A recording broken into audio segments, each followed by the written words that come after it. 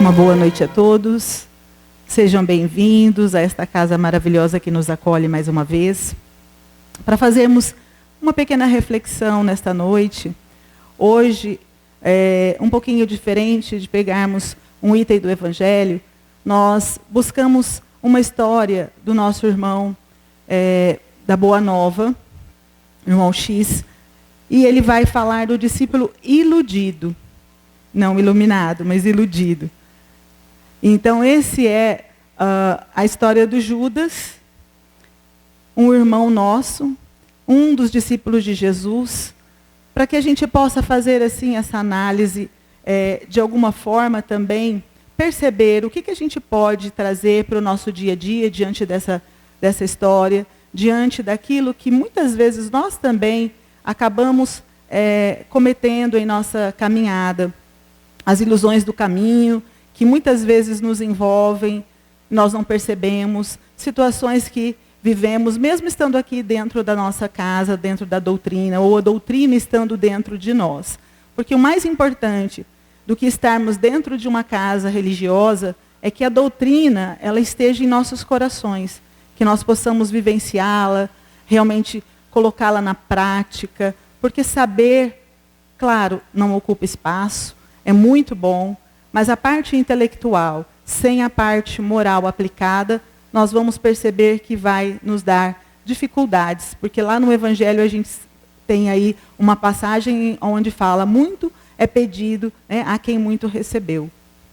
E é isso que nós todos juntos, quando estamos aqui aprendendo, buscando os ensinamentos de Jesus, temos que estar também com esse cuidado de aplicar, para que a gente não se torne aquele coração que vem em busca, sedento desse ensinamento, mas não está disposto ainda a colocar as mãos no arado e trabalhar, primeiro no terreno dos nossos próprios corações, porque esse é o terreno mais necessitado que existe. É o nosso próprio íntimo, nos iluminando, né, nos evangelizando, na verdade, nos conhecendo, para que a gente possa iluminar aonde a gente estiver, o coração também dos outros que estão ao nosso lado. Então, vamos ver essa historinha do Judas, e quando o nosso irmão começa dizendo assim, a sua cabeça era de um comerciante, seu negócio era adquirir, revender e contar os lucros.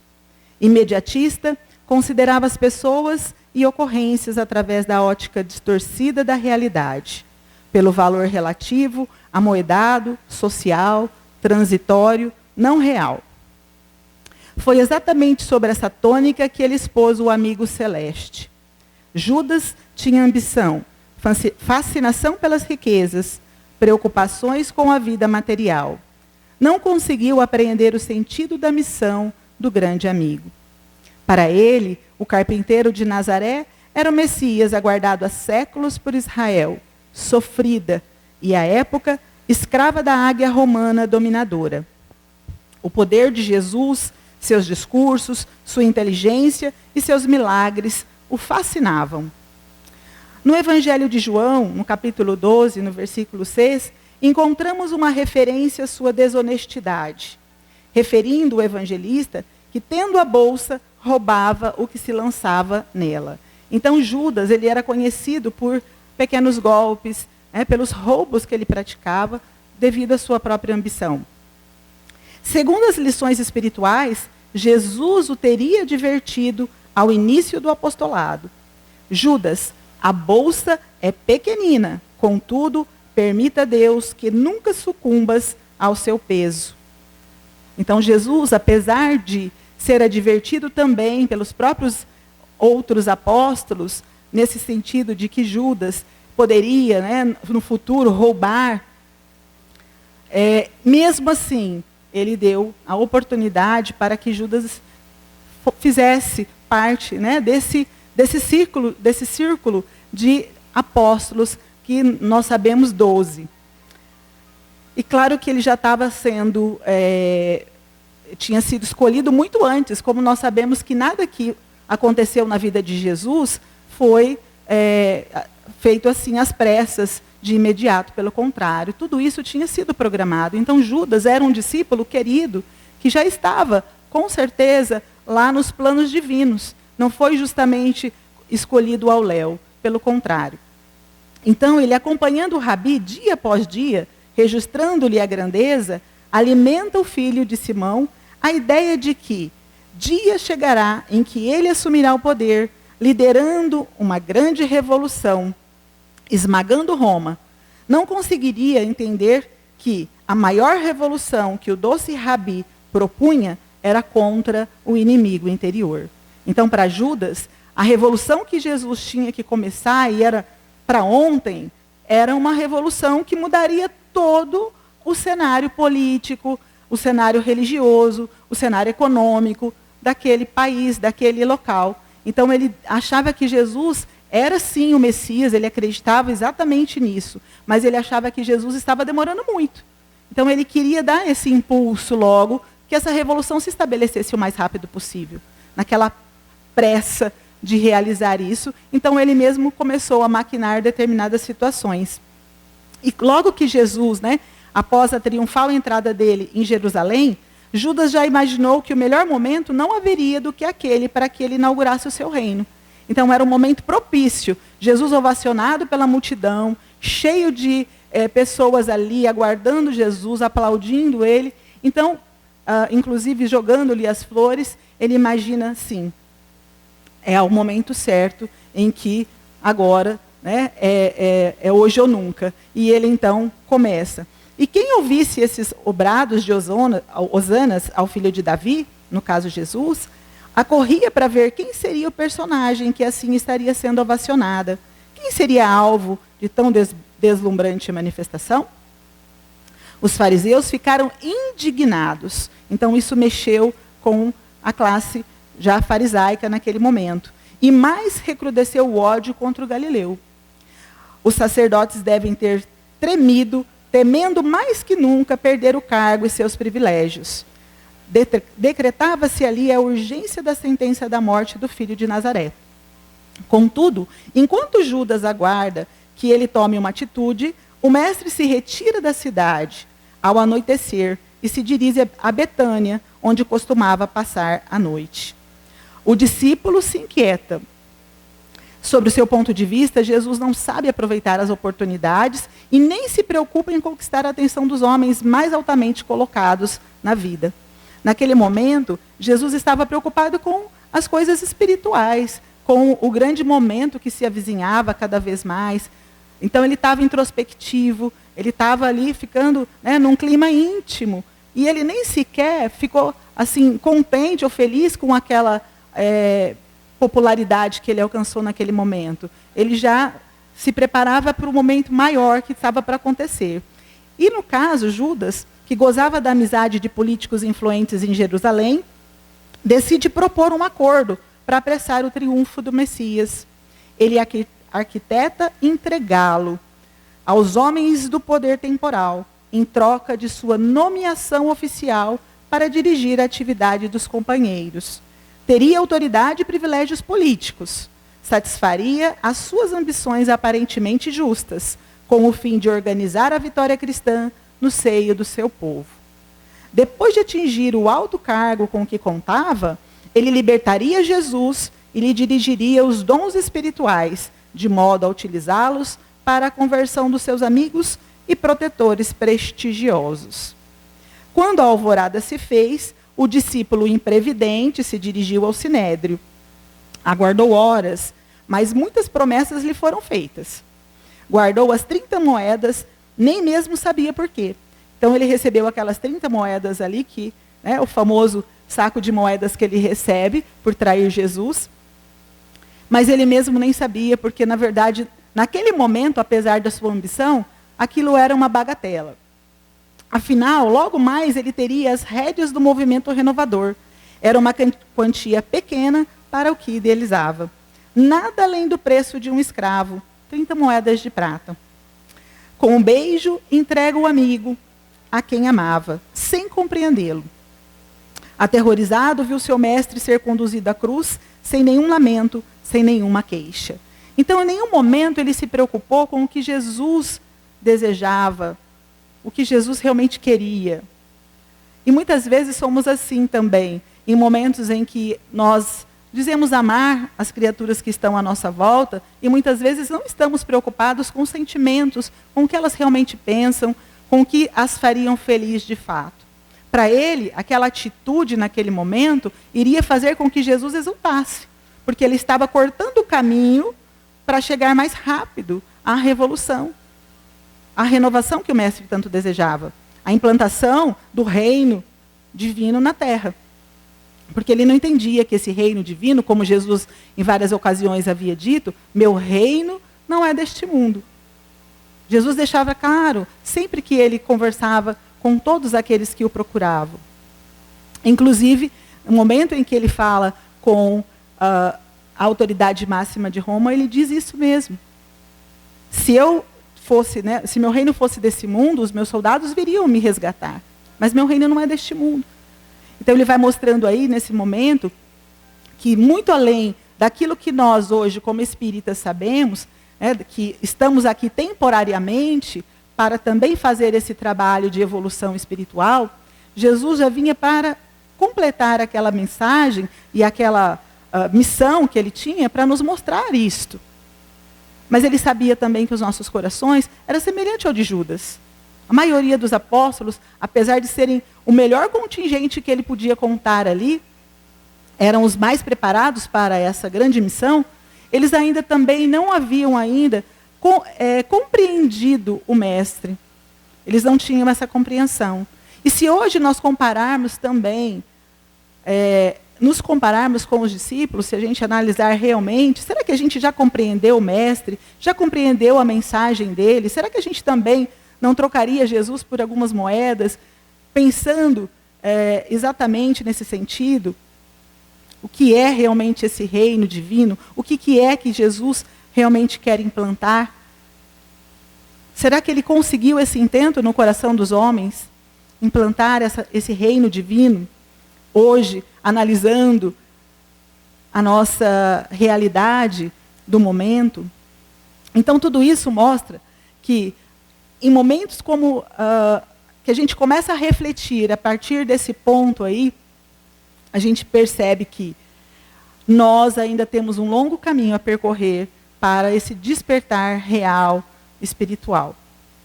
Mesmo estando aqui dentro, nós ainda temos dificuldades de realizar os ensinamentos de fato nessa aplicação diária. Então, tudo isso é difícil para nós na caminhada, sim, porque nós temos que lutar junto, não é com as outras criaturas, mas é conosco mesmo. É com as nossas dificuldades íntimas, é com os nossos maus pendores. E Judas, nesse momento, mostra para nós essa questão aí de uma forma bem forte. Mas, ainda continuando aqui na nossa historinha, quando ele beija Jesus e ele, naquele momento, ele está indicando quem era a quem os soldados deveriam prender, porque muitos não conheciam Jesus de perto. Sabiam da fama dele, mas ainda não o conheciam de fato. E aí começa, então, uma nova saga para Jesus. E aí, quando ele se dá conta do equívoco, que Jesus é preso, é condenado e tudo mais, ele vai buscar Caifás. Ele reclama o cumprimento do acordo, porque ele tinha feito um acordo, mas o acordo não foi cumprido. Então, ele somente vai receber daqueles irmãos, do membro do Sinédrio, um sorriso de sarcasmo. Ele recorre às suas relações de amizade e teve de reconhecer a fragilidade das promessas humanas. Porque naquele momento em que eles queriam realmente capturar Jesus, eles prometeram tudo aquilo que Judas queria ouvir. E muitas vezes a gente também cai nessas promessas vãs. De longe, Judas contemplou as cenas humilhantes e angustiosas do drama do Gólgota. O remorso o abraça, dilacerando-lhe a consciência. Imagina ele de longe, vendo a cena da crucificação de Jesus, sabendo que ele estava completamente envolvido naquela questão. Como será que ele não se sentiu naquele instante? Porque um gesto dele, naquele momento, tinha desenrolado uma história. Será que, se ele não tivesse feito isso, se ele não tivesse entregue Jesus, Jesus não teria sido crucificado?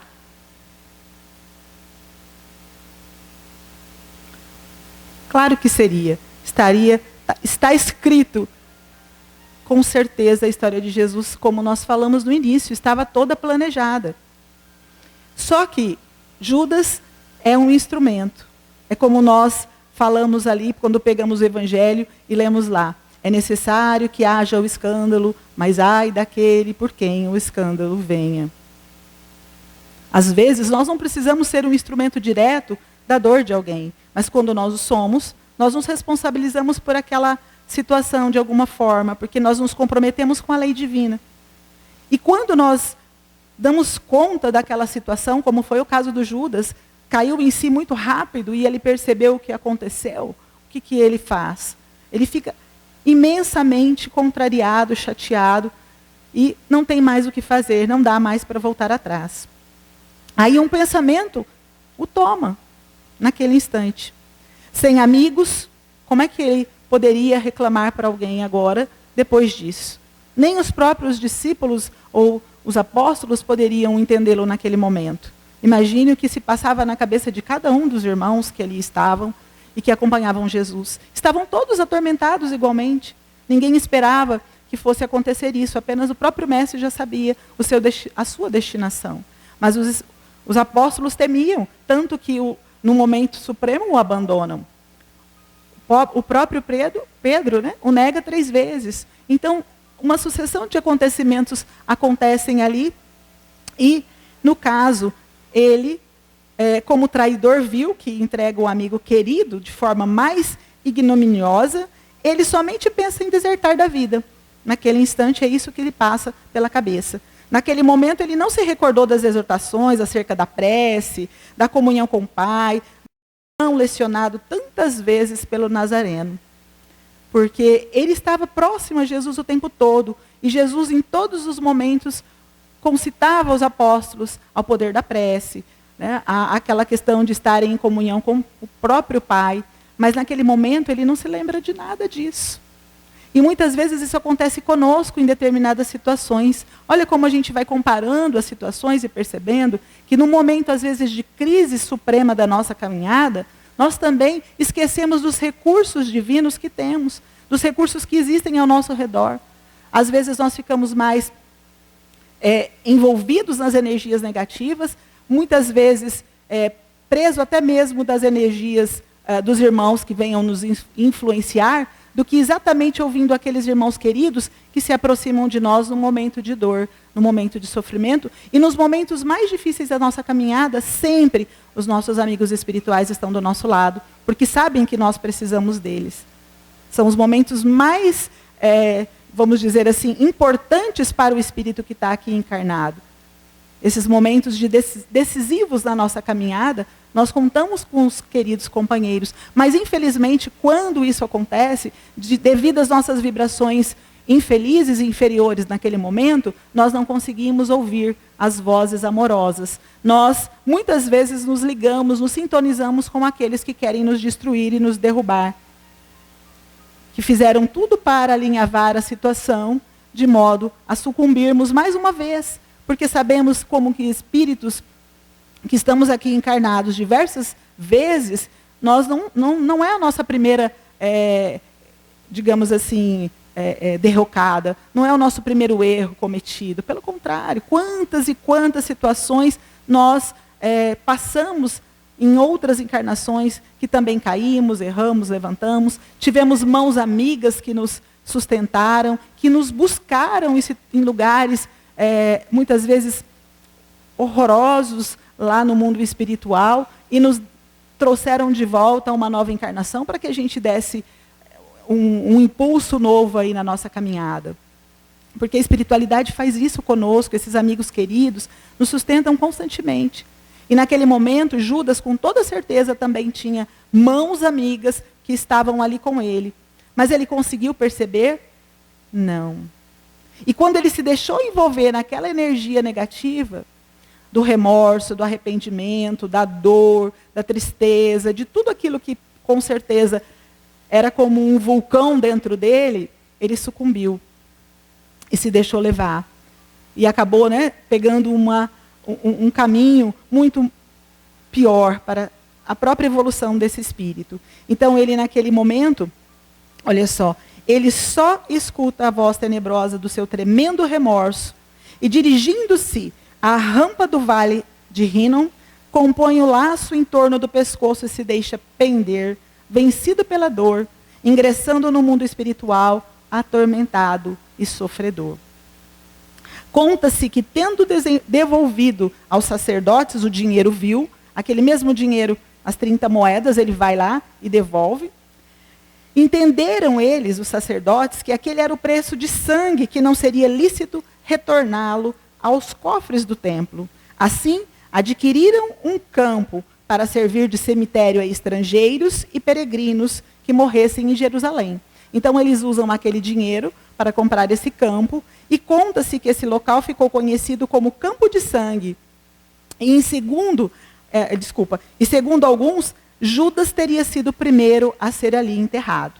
Então, após aquele momento, depois eles, além de comprarem aquele campo, é lá que Judas é enterrado.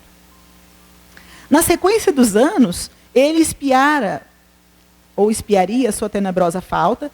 Em entrevista que concede ao espírito irmão X, ele narra a sua trajetória de redenção. Então, mesmo depois de tudo, passado já muitos séculos, ele vem dizer para o irmão X a seguinte questão: depois de minha morte trágica, submergi-me em séculos de sofrimento expiatório da minha falta. Sofri horrores nas perseguições infligidas em Roma aos adeptos da doutrina de Jesus, e as minhas provas culminaram em uma fogueira inquisitorial, onde, imitando o mestre, fui traído, vendido e usurpado. Vítima da felonia e da traição, deixei na terra os derradeiros resquícios do meu crime na Europa do século XV. Então, para que a gente possa entender o que ele está dizendo aqui, muitas criaturas, apesar de estarmos dentro da doutrina espírita, nós não sabemos a história do Judas depois que ele foi Judas, que ele encarnou aqui como Judas. Então, depois disso, ele teve outras encarnações. Uma delas, conhecida nossa, é de quando ele, nesse século aqui, XV, ele veio como Joana d'Arc. E ele, como Joana d'Arc, foi uma lutadora, foi uma criatura extremamente sensível e muito religiosa. Então, ela estava ligada à Igreja Católica e defendia muito, né, todos os ensinamentos cristãos. Inclusive, aí ela é queimada na fogueira por conta justamente desse amor incondicional que ela tinha pelos ensinamentos de Jesus.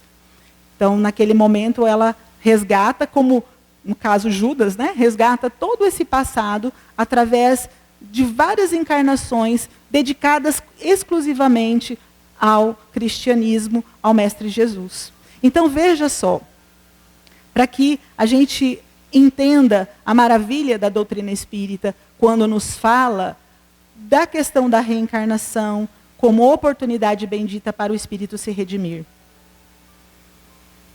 O amor de Deus por todos os seus filhos, mesmo que ele cometa o pior dos pecados, o pior dos erros.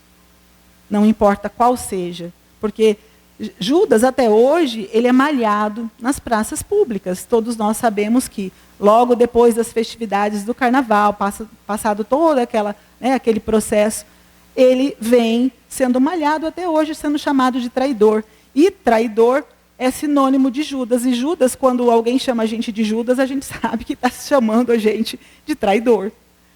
E isso ficou na memória popular, com certeza. Não importa que Judas já passou por todas as situações que ele passou para se redimir, que ele se melhorou, que ele é outra criatura hoje. Nós ainda trazemos a marca. Veja como, em muitos momentos, se não fosse a reencarnação, o que seria de nós?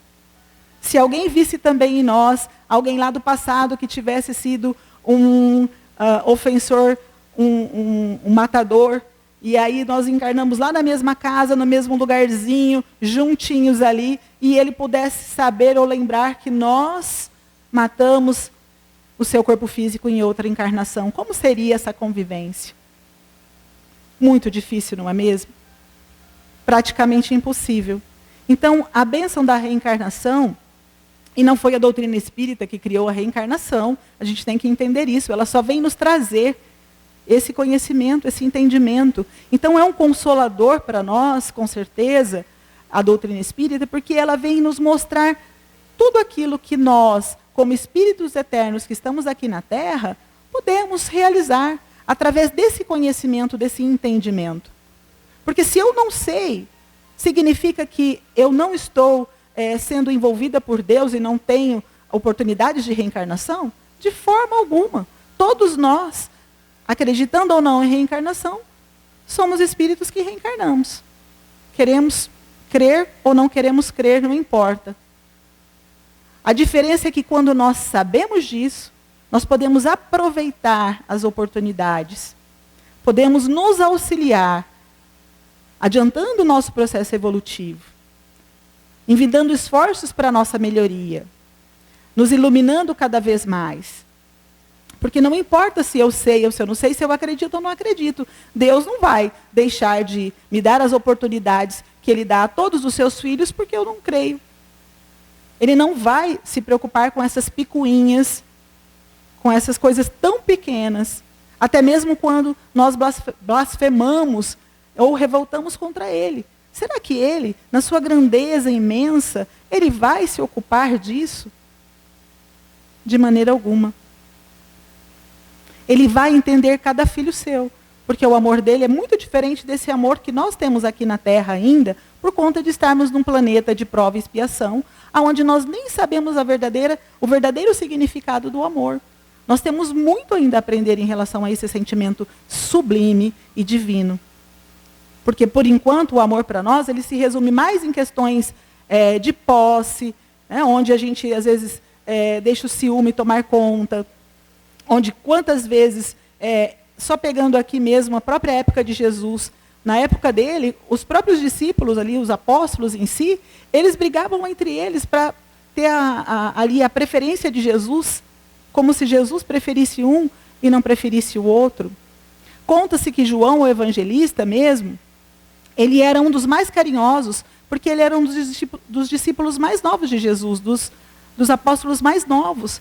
E no arrobo lá dos seus 16 anos, 17 anos, ele era extremamente carinhoso. Ele não tinha muitas vezes aquela maldade no coração, e nem mesmo a malícia que muitas vezes a gente tem. Então ele vivia abraçando Jesus, ele vivia se colocando, beijando Jesus, sem nenhuma má intenção e nenhuma outra tipo de atitude infeliz. Pelo contrário. E é claro que isso suscitava em todos os apóstolos ali o ciúme. É natural, e isso acontece até entre os pais e os filhos, quando um filho é mais carinhoso e o outro não é. Um fica sempre com inveja, gostaria de fazer a mesma coisa e não consegue fazer, ou não tem a mesma vontade de fazer, ou fica ali, né, com aquela timidez, porque cada criatura é diferente da outra. Então a gente percebe que não é por isso que Deus, de alguma forma, né, Ele muda a sua atitude para conosco. Se eu sou mais carinhosa com Deus, se eu sou completamente zangada com o Pai, Ele não vai se preocupar com isso. Porque Ele sabe das nossas imperfeições, sabe da nossa pouca maturidade espiritual. Ele sabe que nós estamos ainda em crescimento, estamos trabalhando em nossos sentimentos, e isso ainda vai demorar séculos para que realmente se concretize. Uma verdadeira iluminação em cada um de nós vai demorar. Nós ainda somos esses discípulos também iludidos, talvez não com a mesma ilusão que Judas teve naquele momento, mas uma ilusão que também nos atrapalha. E cada um de nós sabemos qual o tipo de ilusão que carregamos. Se nós começarmos a observar, olharmos para dentro de nós, nos autoconhecermos, nós vamos perceber aquilo que é mais difícil de ser trabalhado em nossos corações. E isso, de certa forma, nos cega em tantos momentos. O que poderia nos ajudar a evoluirmos mais rápido pode nos atrapalhar a marcha. Mas a marcha é certa, ela vai acontecer cedo ou tarde. E ajuda não nos falta, como nós falamos aqui. O amparo é sempre muito grande. Todos nós temos os nossos anjos guardiões, amigos queridos que estão ali designados para nos seguir na nossa caminhada, para nos auxiliar. E nesses momentos mais difíceis, onde temos que fazer escolhas, às vezes, terríveis, decisórias em nossas caminhadas, eles estão ali, nos ajudando a usar o livre-arbítrio com maior responsabilidade, principalmente. Porque é isso que nós sabemos. Nós temos uma liberdade imensa de escolha através do livre-arbítrio, mas uma responsabilidade que vem justamente dessa oportunidade de fazermos a escolha, mas também ter consequências dessas escolhas na nossa caminhada. E nesse caso, quando a gente pensa aqui ainda em Judas, olha só, ele vai falar depois nessa entrevista ainda, dessa forma: desde esse dia em que me entreguei por amor do Cristo a todos os tormentos e infâmias que me alvitavam, com resignação e piedade pelos meus verdugos, fechei o ciclo das minhas dolorosas reencarnações na terra, sentindo na fronte o ósculo do perdão da minha própria consciência. Então, o que ele está dizendo aqui? Que ele se auto-perdoou. Que a partir do momento em que ele cometeu aquele erro, se arrependeu e se reergueu para poder se redimir, quando ele percebeu que ele conseguiu fazer isso, ele não ficou ali chorando, se auto-punindo. Pelo contrário, ele foi à luta. Ele trabalhou. Ele se dedicou completamente a se redimir. E essa redenção se deu no trabalho mesmo. Claro que com dor, porque não foi tão fácil assim. Porque ele sofreu também, como ele mesmo diz aí. As provas dele não foram fáceis, inclusive também sofreu as expiações. Quando ele morre queimado na Inquisição, é justamente o momento derradeiro para ele. Como Joana d'Arc, acusada de ser bruxa, né? Aquele momento por conta da sua forte mediunidade, que era já vamos dizer assim, lá naquela época, ainda nem tinha o espiritismo. Então, nem se sabia exatamente o que era a mediunidade como nós sabemos hoje. Esse intercâmbio com o mundo espiritual, uma comunicação que deve ser a mais simples possível e contínua, através da intuição, da inspiração que nós temos constantemente, inclusive como nós comentamos agora, até mesmo com os nossos anjos guardiões, porque são amigos e, de certa forma, utilizam esse nosso dom de também ter esse intercâmbio espiritual através da intuição para nos ajudar, para nos envolver, para nos auxiliar. Então, isso é também mediunidade. Essa mediunidade que todos nós, de certa forma, temos, de forma aí bem peculiar e que vai acompanhar todos nós no decorrer de nossa existência como espírito. Por sermos espíritos, temos essa condição, essa sensibilidade.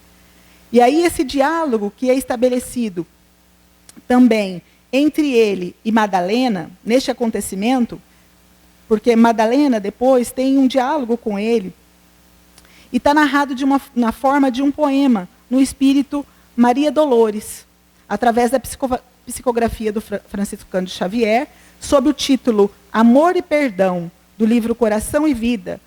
O final desse diálogo, apresentado a seguir, revela o imenso amor de Jesus, que após a sua morte, vai ao encontro de Judas, que se enforcou ao constatar que o mestre fora crucificado por culpa da sua insensata ambição política. Nós trouxemos, inclusive, esse poema para que a gente leia, porque ele é de uma profunda sensibilidade, de um amor imenso, e fala desse amor incondicional de Jesus por Judas, por todos os irmãos, com certeza, não só por esse irmão. Porque se a gente for pensar e analisar mais, será que Judas nasceu para trair? Não. Ninguém nasce para cometer erros. Todos nós nascemos para evoluir, para aprender, para melhorar. E como nós falamos, às vezes, diante do nosso livre-arbítrio, a gente usa ele de forma equivocada. Mas nunca é tarde para que a gente corrija tudo aquilo que a gente fez de errado. Deus possibilita isso e não precisamos, de forma alguma, esperar uma outra encarnação para a gente corrigir erros que a gente cometeu nessa encarnação. Será que precisa a gente esperar outra? De jeito nenhum. Quantas vezes a gente pode corrigir situações que nós cometemos através do perdão sincero e real, através de uma palavra amiga, através de um acompanhamento de alguém que a gente, de repente, prejudicou de alguma forma num acidente de trânsito. Enfim, são tantas questões que a gente pode realmente estar ali para ajudar e fazer, que basta a gente usar a nossa imaginação para que a gente possa, já, nesse momento, progredir sempre. Não esperar que aconteça algo, ou que a gente vá para o mundo espiritual, analise o que a gente fez de certo ou de errado, e de lá a gente tome decisões para recomeçar. De forma alguma. A gente tem que recomeçar todos os dias na nossa caminhada. Errou? Sim, errei. Então, o que eu faço agora? Uma reflexão profunda, primeiramente, para analisar o que se pode fazer para corrigir. E envie todos os esforços possíveis, porque só assim nós vamos, pouco a pouco, melhorando. Cada dia é a oportunidade bendita, cada minuto, cada segundo da nossa vida. Tudo isso é importante, tudo vale. Porque se a gente ficar deixando para depois sempre, eu sou espírita, eu sei que existem outras vidas, outras encarnações, eu vou deixar para amanhã. A gente vai acabar soberbado de trabalhos, de situações para resolver e nunca vai dar conta. Então, se a gente pensar já como a doutrina nos fala, a gente já começa agora. Já devia ter começado ontem. E assim por diante. Então, era inevitável a sua ação em razão do desfecho da história de Jesus na Terra e a lição aos homens? Como nós falamos, não, ele poderia ter tomado outra atitude, ele não precisaria ter entregado Jesus, mas aquilo que aconteceu com ele, com certeza, com Jesus, iria acontecer. Só não seria ele o causador. Como muitas vezes também na nossa caminhada, determinadas situações vão ocorrer com pessoas que fizeram o mal, mas nós queremos a vingança e às vezes sujamos as nossas mãos para que isso ocorra. Quando a justiça divina já se encarregou de analisar cada caso, e aí cada situação vai ocorrer no momento certo, mas muitas vezes a gente quer ver a dor do outro para a gente se satisfazer, e não é necessário que isso ocorra. Muitos espíritos reencarnam com compromissos assumidos, prometendo fidelidade. Porém, quando na carne, muitas vezes eles sucumbem às paixões, como no caso de Judas, que sucumbiu ao desejo pelo poder, a vaidade e o orgulho. Então, muitos de nós também reencarnamos com tarefas que visam mais o nosso melhoramento espiritual. Mas quando chega aqui, diante, às vezes, da riqueza da nossa família, diante de um cargo, diante do poder que nos é ofertado, a gente sucumbe, porque isso está em nós. Muitas vezes, nós não vamos reencarnar, às vezes, em meios em que a gente não tem aprendizado. Ao contrário. Nós vamos justamente reencarnar onde precisamos burilar os nossos sentimentos, os nossos corações. A gente sempre traz, às vezes, um exemplo, quando a gente fala de vícios ainda materiais. Vamos falar o seguinte, se eu fumo numa encarnação e eu levei uma vida fumando. Quando eu desencarno, lá no mundo espiritual, eu percebi tudo isso. E o que vai acontecer? Então eu vou numa encarnação em que agora eu já passei ali pela uma desintoxicação lá no mundo espiritual e agora eu vou reencarnar. Aonde que eu devo reencarnar? Numa família que tenha pessoas fumantes ou uma família que não tenha pessoas fumantes? Lógico, numa onde não tenha fumantes, porque senão, como que vai ser? Ao contrário, nós temos que reencarnar, muitas vezes, naquela onde tem os fumantes. E por que isso se dá? Porque é ali que eu estou em prova, é ali que eu vou ver se eu realmente consegui me desprender, vencer aquela situação, aquele vício. E isso eu estou dizendo, por isso que eu falei que nós falamos do cigarro, mas nós podemos falar isso de vários outros, principalmente das nossas imperfeições. Se eu for reencarnar numa família em que tudo é tão perfeito e bonitinho, será que eu vou ser testada em algum momento? Não, muitas vezes eu preciso daquele momento, daquela situação, daquele processo em que eu vou ter que vivenciar aquelas situações para eu perceber se eu realmente consegui vencer aquela situação. Senão, muitas vezes não faz sentido.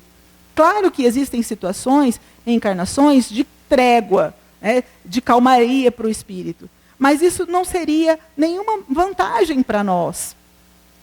Porque, na verdade, a oportunidade é o trabalho íntimo. Então, esse é o processo que se dá. Quando nós reencarnamos em determinados contingentes, ali para fazer esse trabalho. Não vamos nos enganar. Nós não estamos a passeio aqui na Terra. Então, quando a gente reencarna num local onde somos testados na vaidade, no orgulho, na riqueza, nós temos que tomar cuidado, porque é muito fácil se iludir com as coisas da Terra. Muito fácil. Quando a gente vê, a gente já se embrenhou, já se enfiou nas situações infelizes e é difícil fazer o caminho de volta. Mas a doutrina espírita, ela é esse grande consolador, como a gente sempre diz aí, porque ela vem nos alertar dos perigos da caminhada, nos auxiliar para que a gente perceba onde estão esses perigos, para que a gente não desvie do processo evolutivo. Mais uma vez, como já fizemos tantas outras vezes. Então é uma bênção estarmos aqui. O Judas, ele teve uma visão distorcida do significado da missão do Cristo na Terra, como muitas vezes nós também teremos, e temos ainda. Porque quantas pessoas acham que Jesus veio para nos salvar, que foi crucificado para nos salvar, e que aí agora a gente não precisa fazer mais nada? Que a gente não tem que fazer nada porque ele já fez. Com o sangue dele, ele resgatou os nossos pecados. É verdade isso? Nós pagamos pelos erros dos outros? Não. Nós só teremos a nossa consciência limpa e tranquila quando nós resgatarmos os nossos próprios erros. É assim que funciona. E Jesus conhecia Judas. Ele conhecia aquele espírito, as suas crenças autodestrutivas, seu caráter, as suas disposições. Da mesma forma, conhece cada um de nós. E oportuniza que sejamos trabalhadores de sua seara, porque é no exercício de amor, no trabalho, no bem, que temos recursos para o nosso aperfeiçoamento. Então, como Jesus conhece a cada um de nós que estamos aqui, cada um, como Deus nosso Pai também, Ele sabe das nossas fraquezas, Ele sabe que nós não somos perfeitos, mas Ele dá a oportunidade para cada um de nós para trabalhar. E trabalhar não é só aqui dentro da nossa casa espírita. O trabalho, ele é feito constantemente lá, principalmente no nosso lar, lá fora, a cada minuto da nossa caminhada.